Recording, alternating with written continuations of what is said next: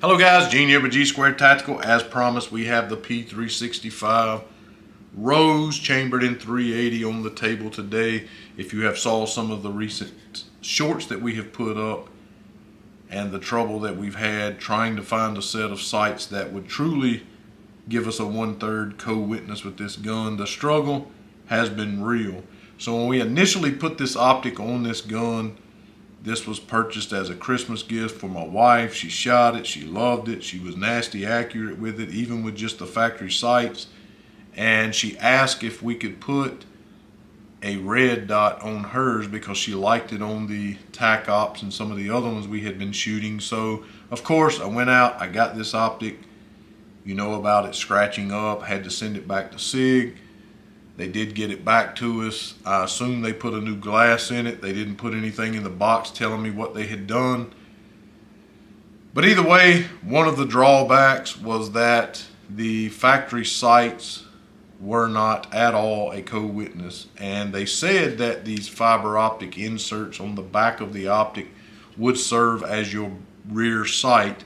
But we found using that sight that we were shooting about 3 inches higher on target than where we were actually aiming, and found ourselves using just the iron sights having to aim lower, which really sucks. So the campaign to find a set of sights that would give me a 1/3 co-witness and not be gawky begun at that point. Well, I went to 6 Hour's website. I even talked to them personally, and the only option they had was the P-Series sights like you see on this X10 here. That is made for all of the P-Series across the board. And as you can see, we have the EOTech E-Flex on here, and it's a Leopold footprint.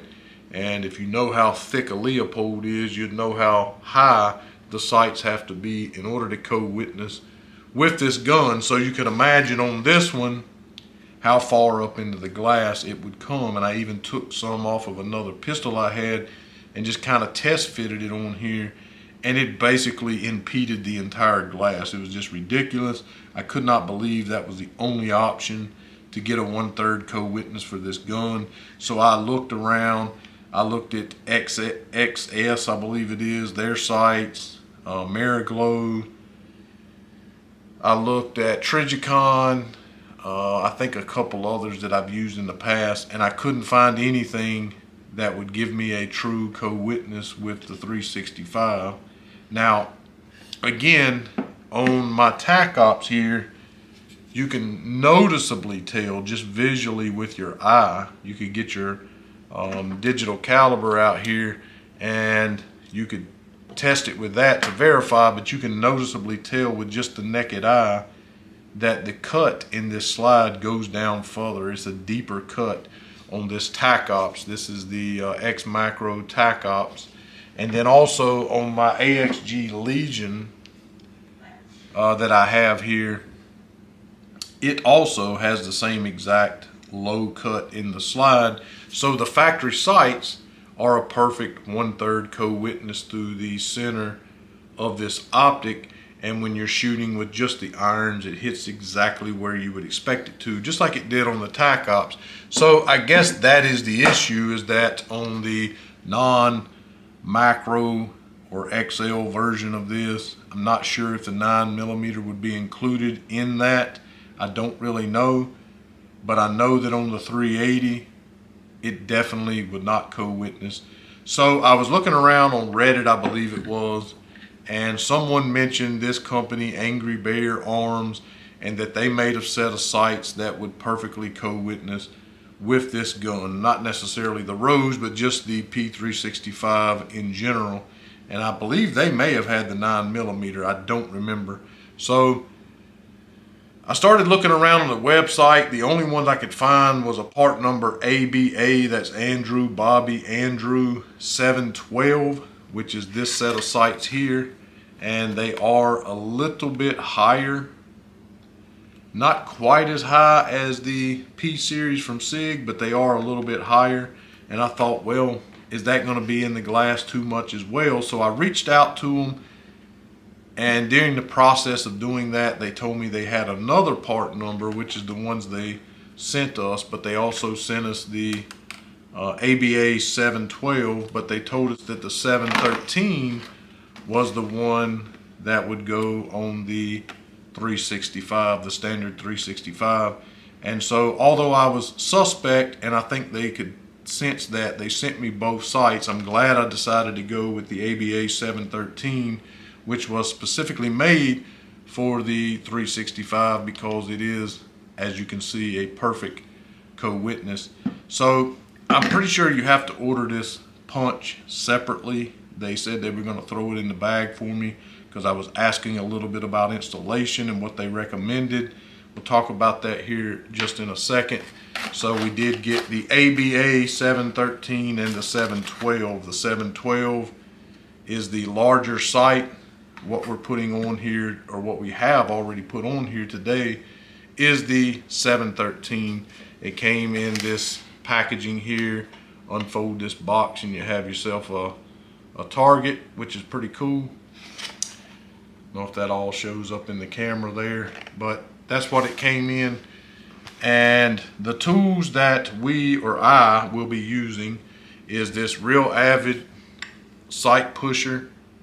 Again, we'll talk about that here just in a second. The Real Avid sight pusher is what I'm using. And also I have a digital caliber. I'll tell you a little about that in a second. And I have this little small hammer with this plastic tip on it here.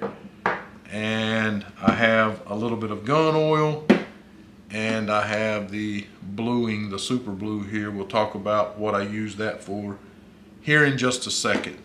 So when I asked them initially, they said they recommended taking this punch here and knocking the sights on because there was not enough girth on the bottom of these sights, or especially the front sight. They seem to be more concerned about the front sight, which I get. They didn't think there was enough girth on there to put it in a sight pusher and not break it. So what I typically do in those cases is I'll put it in a vise, which I did, and I'll start to hit it with the punch. If it goes in relatively easy, I'll finish it off with the punch. If I really start having to wear it out, then I'll get my pusher out. And I will say right off the top that they recommend using the punch, so I can only recommend to you guys to do the same. I will say that I've been using this Real Avid sight pusher now for probably about 7 or 8 years, and I've used a different brand prior to that, and I'm very, very comfortable with installing sights with a sight pusher, what to do when it feels like you're putting too much pressure on it, if the slide starts to get sideways. I'm just very, very comfortable with it, and so I felt comfortable pushing these sights on there, and that is exactly what I did. Now on the rear sight, I was not concerned about it at all, because again, the rear sight is just as thick on the lower, the top, sides, whatever, as the sight that I took off of there. And SIG sights typically push on and off very, very easily. It's not like Trigicons. Some Trigicons, they're almost impossible to get some Trigicons on. I end up a lot of times taking it to a gunsmith, and even they will mar up the side of the sight sometimes. But SIG has always been super easy. I have to put very little effort into pushing them out. And so I pushed off the factory sight, and then I typically will I'll clean out the valley there, if you will, the cut, the dovetail, and I will take a little bit of gun oil and I'll put down into that cut, just for a couple of different reasons. Number one, because I use the bluing after. Again, we'll talk about that here in a second, but this stuff will and can rust, and so sometimes too, when you're pushing a sight on, it'll rough up the finish as you're pushing it on there, and I just kind of like to have a little bit of gun oil underneath the sight, not only to help push it on, but also to keep it from rusting in the future. Again, not necessarily a recommendation of the manufacturer, but it's just something I personally do. And so I pushed the rear sight on here. It went on here relatively easy. and then it has a set screw that goes down through the center of it. I did not see a Allen in the box with it, but of course I have hundreds of those things sitting around, so I just picked one up and tightened it down. I didn't really put a whole lot of pressure on it, and I'll tell you why. Because I started this sight with the hammer and the punch, and it seemed as though it was going to go on super easy. At first I thought it's going to go on way too easy, but it got probably a little over a quarter of the way on, and I really had to start beating it. It really got tight. So I just went ahead and used the sight pusher, and it pushed on there relatively easy. I had to put a little more pressure on it than I typically would with a set of SIG sights, but either way, it went on there relatively easy. Not a whole lot of problems with it at all. And then we went up to the front sight. Of course, I pushed out the factory sight. I think the cut is the same on the left and right. I don't think it really genuinely matters which way you push it out. I know there's always arguments about that, but I've done it either way without issue. Typically, I always just push it out the same side that the casings eject from, and then I push it back on the opposite way from that. And that's just how I've always done it, and that's how I did this one. I just pushed out the factory sight, and then again cleaned the cut there, put a dab of oil in there, and then I begun to tap the front sight in, and it barely went in at all. Probably not even a quarter, definitely not a quarter of the way in before it started becoming very difficult, to say the least, to knock it in with this punch. And anytime I've done that, I've had worse luck beating on it and missing, or the punch slipping off and marring up my gun, and that is just a bad day. That is very aggravating.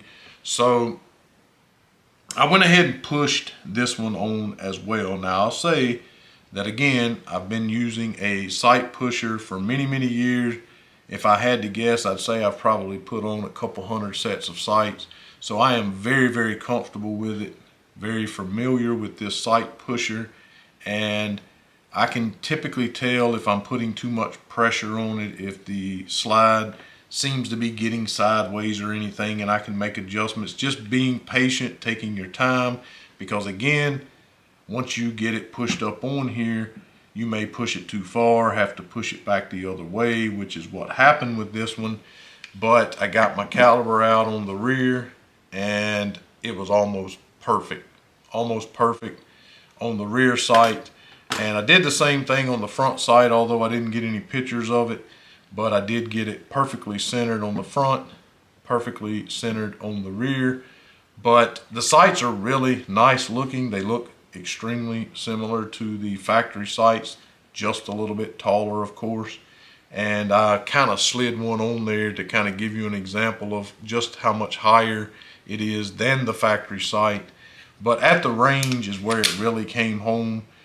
Again, I was really anxious about it, thinking, man, as tough as this front sight was to push on, it really took a little bit of time to do that.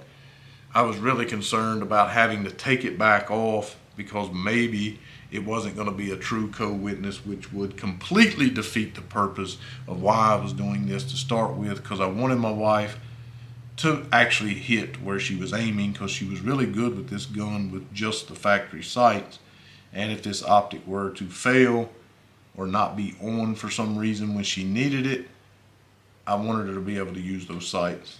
Happy to say, at the range, it was dead on.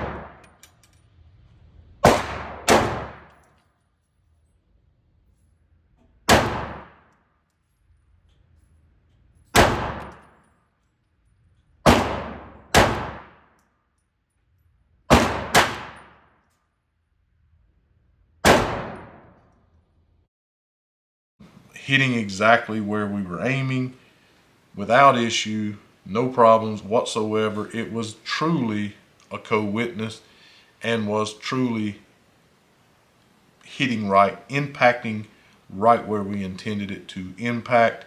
And unlike on the original zeroing of this, where the dot was about this much higher than the front blade. On this optic with these sights, the dot almost disappeared down towards the barrel, which is typical. That's the way it is on this AXG Legion. When you look down the sights, when you're looking for the red dot falls almost down in front of the barrel. You have to kind of tilt the front of the gun up to see the dot. That's when you know you probably have a good co-witness, and we did have a perfect co-witness with this. Could not be happier. Now, as far as what I used the blue for, they said, well, if you hit it with this punch, it's probably going to take some of the aluminum off and transfer that onto your sight. Well, this sight pusher does the same thing. I don't know if you can see this block here, the actual pusher itself.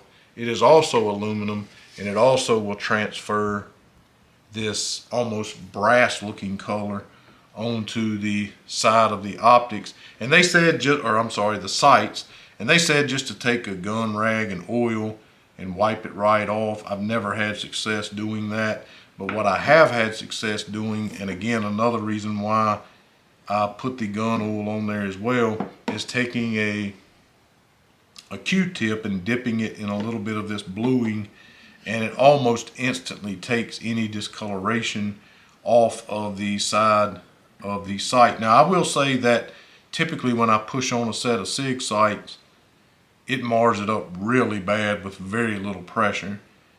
It didn't really mar up the side of this rear sight. There was a little bit on there, but it came off really, really easy with a little bit of bluing.